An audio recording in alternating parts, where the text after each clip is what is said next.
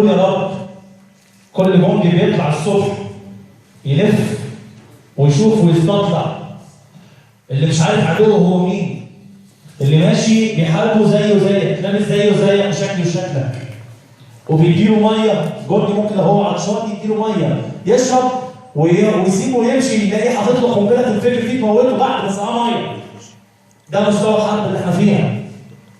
انت نفسك في الشارع التفجيرات بتحصل فين؟ مش في الشوارع جنب بيوتنا وجنب بيوت اخواتنا وهنا وهنا وهنا. بتميز القنبله اللي بتموت حد ولا بتموت اللي انفجرت فيه؟ انت نفسك هتحط في الموقف ده وربنا ما يحطك فيه. ان انت تبقى ماشي وتدي لواحد شويه ميه ويقول لك انا عطشان، ويقول لك شكرا اخويا حبيبي ابن بلدي تسلم يا رب، ويسيبك قاعد وانت في منتهى الامان ومعمل له ويمشي من بعيد ويجي يفكر القنبله اللي وصلت تحتيه. بيحصل ولا ما بيحصلش؟ يبقى مصر بتحارب ولا لا؟ يبقى كلنا في خطر ولا لا؟ يبقى لازم كلنا نبقى مع بعض وقلبنا على بعض ولا لا؟ يبقى لازم اي حاجه تمس البلد نبقى كلنا هنموت نفسنا عليها ولا لا؟ وكان اول حاجه السلام الوطني. اقل وابسط حاجه توصل لنا كلنا المفروض تبقى جوانا. اول ما نسمعه مفروض يعني الطبيعي واحد يفوق كده من اي حاجه كان بيعملها وتحسسك بحنين لتراب بلدك وانتمائك لبلدك. عشان انا اقعد اضحك واتكلم. ممكن ناس شايفينها صغيره او مش مقدرين حجمها، بس هي دي رمز. ودايما انت لو ما احترمتش الرمز مش هتحترم اي حاجه ثانيه. محمود وهو بيقرا القران كلنا قعدنا ساكتين، مش عشان محمود صوته حلو ولا عشان بيقرا القران وخلاص، عشان كلام ربنا. عشان ده رمز، القران رمز لكلام ربنا. مدخل ان قلوبنا تبقى قريبه من ربنا. السلام الوطني مدخل ان قلوبنا تبقى قريبه من تراب ربنا. وارجوكم بعد كده نحترم. خروجكم كويس يعني مش هحسبكم عليه. خروجكم رد فعل طبيعي ان انتم منتمين لحد هو جاي معاكم. صح هو او غلط مش مشكله. انا هحسبها ليكم ومش هحسبها عليكم. بس كنت اتمنى ان الانتماء للبلد يبقى اكبر من انك تنتمي لشخص. لان اللي ودانا في داهيه ان احنا انتمينا لشخص او جزء مننا انتمى لشخص. وبقى المرشد ومرسي هو ربنا عندهم والبلد اللي فيها محروقه. وطن بحدود، مش وطن من غير حدود زي ما كانوا عايزين الاخوان الارهابيين اللي في يومين فوق ال 60 واحد مصريين اخواتي واخواتك بيدافعوا عني وبيدافعوا عنك ماتوا. واحنا قاعدين بنهرج وقت السلام الوطني. 73 كنا بنحارب ولا ما كناش بنحارب؟ كنا عجبها ولا ما كناش عجبها؟ اشمعنى كانت دي حرب ودي اتاري مثلا؟ احنا بنلعب دلوقتي اتاري ولا بنلعب فيديو جيم؟ كانت حرب وقتها زي الحرب دلوقتي اللي بتحصل. بس الفرق ايه؟ ان عدوك واضح شكلا واسما ولبسا ولغه ومكانا. فسهل قوي تضربه ويضربك. سهل قوي ما تخلطش الاوراق. دلوقتي بيضربك منك فيك. فحرب ألعن من أي حرب تانية في الدنيا. فصعب ومش سهل. وأنت أول واحد قاعد مضروب وملطوب منها. كانوا بيحاربوا على شريط خط بنزين في قناة السويس وإحنا قاعدين هنا أهالينا قاعدين في القاهرة آخر مزاج أمنين مفيش أي مشكلة بس قلبهم عليهم. ومتأكدين إن مفيش صاروخ هيوصل لهم لأن هناك اللي صادت الصواريخ عندهم. إنما أنت هنا ما انتش في امان. انت هنا انت نفسك موجود في اي لحظه لا قدر الله. طبعا ربنا يحميك يا رب. ممكن تضرب فيك اي قنبله في اي لحظه.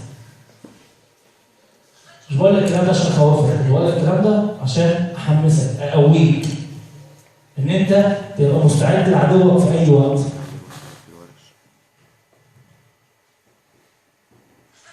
وأعدوا لهم ما استطعتم من اعتاد بالقوة. ده كلام ربنا. طب مين؟ هو الجيش بس؟ ماشي الجيش بس، ماشي موافقين.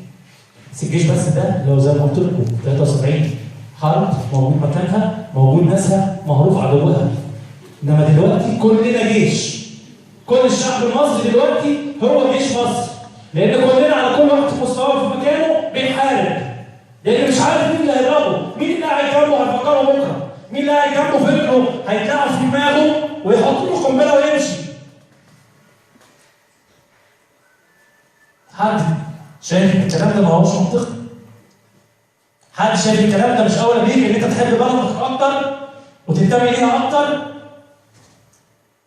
وتبطل تبقى متعاطف او محايد في وقت انت عارف عدوك هو مين، بيفكر ويعلن عن نفسه، وفي الاخر تقول لا نصبر شويه، ما ممكن مش هما، هو كل حاجه نلزقها في الاخوان، هو كل حاجه مش عارف ايه. ده بيعلن عن نفسه. تطلع تقول لك جماعه كسكسي حمصي التابعه للجناح اللي يعرفش الحرب الاخوان هم اللي عملوا مش عارف ضربوا ايه. الجناح مش عارف مين بتاع حماس عمل ايه. قذائف الهون جايه مختومه من تركيا. القنابل جايه ممسوكه اتمسكت، الكونتينر اللي جاي في الميناء الفلاني اللي جاي من قطر. عدوك معروف بس للاسف بيحاربك باخوك. اللي انت فاكره اخوك. اللي هو ما يستحقش اصلا يتقال عليه هو اخوك. ممكن نفوق شويه يا شباب؟ وفي كلمه اتقالت مزعلاني جدا ان انتوا صغيرين. انتوا لو صغيرين مش هنيجي النهارده نقف معاكم دكاتره ومستشارين عشان يديكم محاضرات على مستوى شباب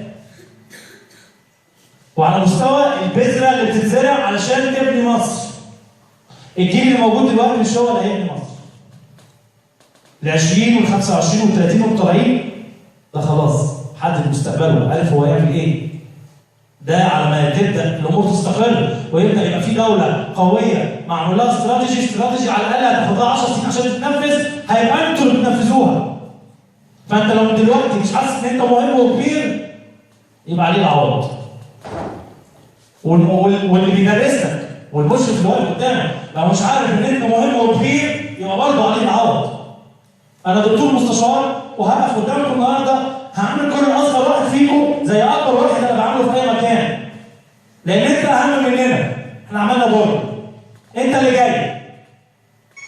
لو ما حسيتش ان انت مهم وان انت فعلا ليك وضع وليك اهميه من دلوقتي يبقى انت بعد كده لا هتعرف تعمل ولا هتدي، عشان هتكبر وحاسس جواك بالتفاهه. حاسس ان انت مالكش قيمه. انما احنا بنقول لك انت ليك قيمه واحنا معتمدين عليكم. احنا اهو اللي واقفين شكلنا حلو وشكلنا متعلمين وشكلنا كبار، احنا مش هنعرف نعمل حاجه الا بيكم. انتوا الجيل اللي جاي اللي هيعمل.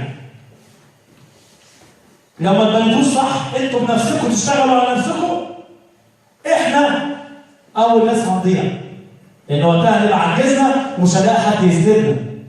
ده غير كمان عليه العوض بقى في عيالكم اللي جايين. شغلوا الدوله بالاخره.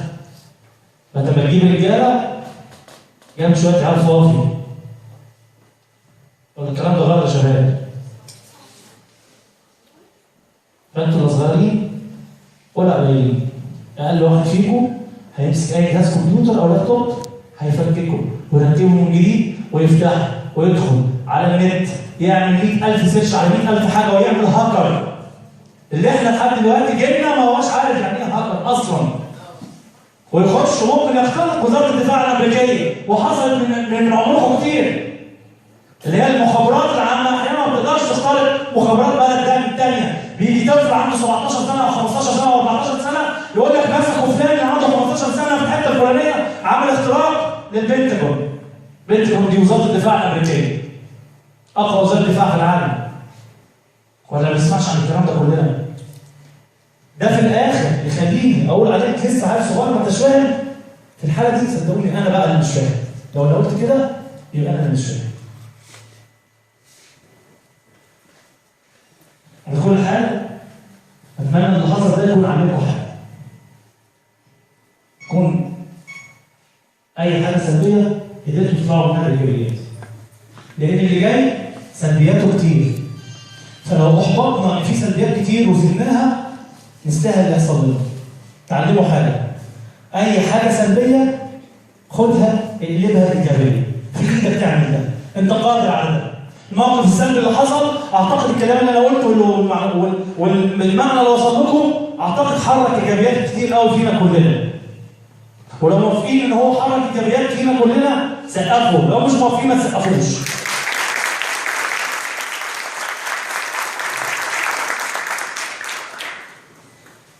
هم دول ولاد مصر اللي احنا عايزينهم.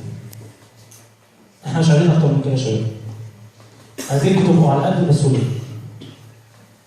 ما كناش عايزين يوم نقافل كده خالص، بالعكس، احنا طول النهار نقعد نضحك ونهرب مع الكل في ورش العمل او هنا او في اي مكان.